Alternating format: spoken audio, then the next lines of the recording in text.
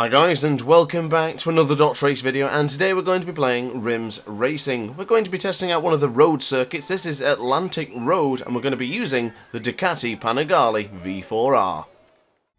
So starting from the middle pack, we are waiting for the red lights to go out, and away we go. I was a little bit delayed on the start there, but we'll do what we can now to absolutely thrash it around this very, very difficult road circuit. Now, road circuits aren't usually my favourite, but I will give it my best shot here on about 90 or to 95% difficulty, I think the AI is. 100% seems to be quite difficult, but anything between 85 to 100% seems to be a nice balance for people such as my own skill level.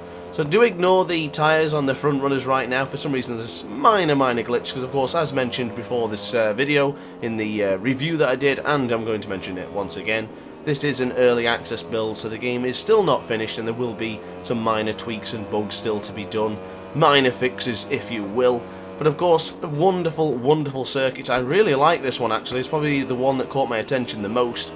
The Atlantic Road was at the top of the list and I had to give it a bash. I kind of teased it at the end of the review on the last video, where I had a little bit of a first-person gameplay. Goodness me, Ronnie Mackay got right in front of me there and I thought I was going to smack into the back of his rear tyre.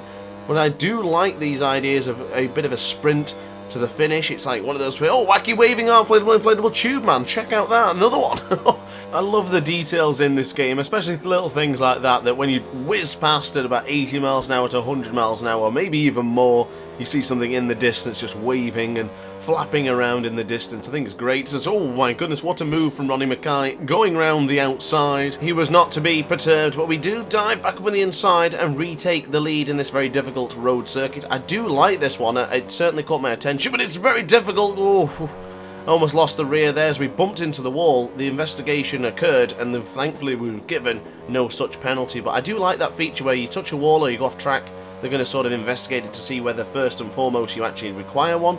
I imagine it already is preempted, so it's basically going to give you whatever happened, and this made just contact there with Ronnie Mackay. It was a bit of my mistake there, going a little bit too slow in that particular corner, going a bit gingerly around the circuit because I don't want to just absolutely thrash it and end up crashing.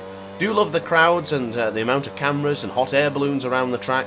It does make it feel very much alive. You know, it's got some personality to it.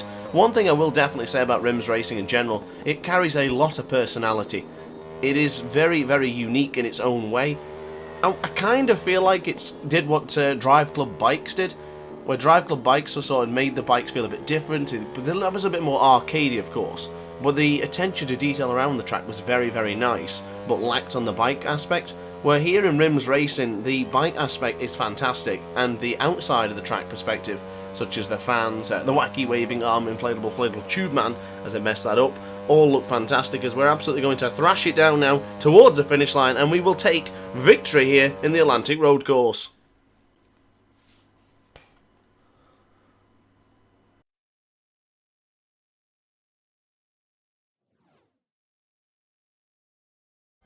So the beauty of RiMS Racing and these road circuits is you have a reverse version. So you can come down here, nip to your local shop, buy your groceries, and then chuck on the bike to get back to where you started. I really love that sort of idea because it adds a bit more difficulty because you've done the same track, and you know what, let's see what it's like reverse. I want to see what going up the hills are like and what's going down the hills are going to be like, because we almost lost the rear once again. Now I think Mad Max mentioned previously about the camera shake, and he said he was feeling rather nauseous. I'm curious to see how the rest of you guys are getting on with the demo itself, but I did notice myself after Mad Max had mentioned it, is that the bike doesn't seem to move, the whole camera moves, if that makes sense. So the likes of the Milestone games where the camera is fixed, the bikes sort of tend to move, the camera seems to go with it. Has anyone had that sort of issue where they feel a little bit nauseous from the way the bike moves, or from the way the camera shakes? Personally for me, I've not noticed anything. I've had a very, very smooth frame rate. The game ran fantastically in QHD, was able to maintain 144 frames per second all the way through. Now I do have a 2080 Super, but I don't think that's too extravagant compared to the rest of the graphics cards on the market right now. But for the time being, RiMS Racing, absolutely loving it, really, really impressed. We'll continue to make videos for it until probably a couple more days, and then eventually the early access will disappear from my life, and then I'll have to wait for the purchase on the 19th of August. Now, I've neglected to mention that the Ducati Panigale V4R does feel very different to the Kawasaki Ninja ZX-10RR, which we were using in the review just a couple of days ago, and the same can be said for the MV Agusta. Now, I've tried a lot of the bikes and they do have personality, they do feel rather differently, but I know a lot of the complaints from the Aces so far, and the similar ones to myself as well, is the rider positioning, the rider movement does look a little bit exaggerated here and every now and again. I like most of it, but I would like a little bit of a tweak just to make sure the rider seems a bit more fluid with the bike. But I am going to show you the replay at the end of this video, so stick around to make sure you watch that part, because the replay is actually very, very good.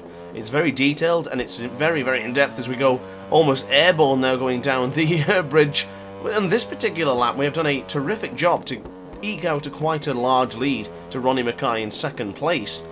We have about a 4.5 second lead, and you know what, I'm quite happy with that, because I did struggle to sort of get the bike hooked up around some of these corners. Just the lack of confidence, knowing that how hard I can push and how much I can absolutely go for it. But I'm pleased to say that I feel very, very confident on the Ducati Panigale V4R, and will definitely be using it once again.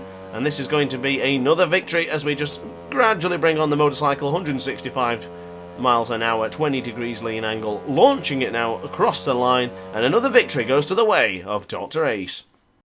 So as mentioned, we are going to take a look at the replay, and as you can see, a typical camera that you do see in the likes of MotoGP, Superbike, and even in the some small categories. The classic one from the chest as well to see the rider's position. I do like this one, and it does look rather realistic. I would have liked to have seen the brake fluid bounce around inside its container like we did in Ride 4, but nonetheless it still looks very, very good, and we don't really see it that often unless you're in helmet cam. But the rider positioning in the actual replay looks fantastic, and the graphics around the surrounding areas, it looks really good. Another particular favourite of mine is seeing the boot do its business with the actual gears, and from this angle as well, it doesn't look exaggerated, it looks very, very natural. Even the lean angle, the way he's chucking the knee down, the way he's moving the motorcycle, looks extremely positive. You can even see the suspension and the chain as well on the motorcycle. Very detailed. I do really like this. Same can be said for the other view. You can see the right boot of DrAce currently with the Alpine Stars leathers. Leaning on the foot peg, it's moving quite well. Yes, of course it does glitch into the actual bike itself, but during the race itself you wouldn't notice that. And then of course your fixed camera angles, which are absolutely magnificent. You can really get that realism from the way the bikes just zoom past you and the noise just disappears into the distance as it passes by at such a rapid pace. Even the ability to have the fixed camera angle but to watch the particular rider that you want to follow. The replay in RiMS Racing is probably the best replays I've ever seen. Really detailed stuff.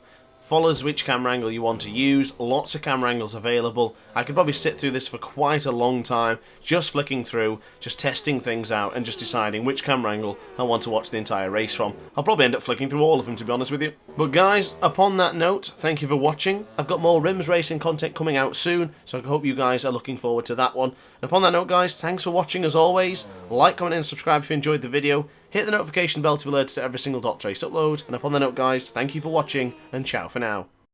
Oh hi, didn't quite see you there. Good to see you're still here. If this video didn't quite set your appetite, then why not watch some more DrAce content by clicking the video shown on screen now. Furthermore, if you would like to follow me on social media, you can do so now with the links down in the description. Consider subscribing so you don't miss a single DrAce video.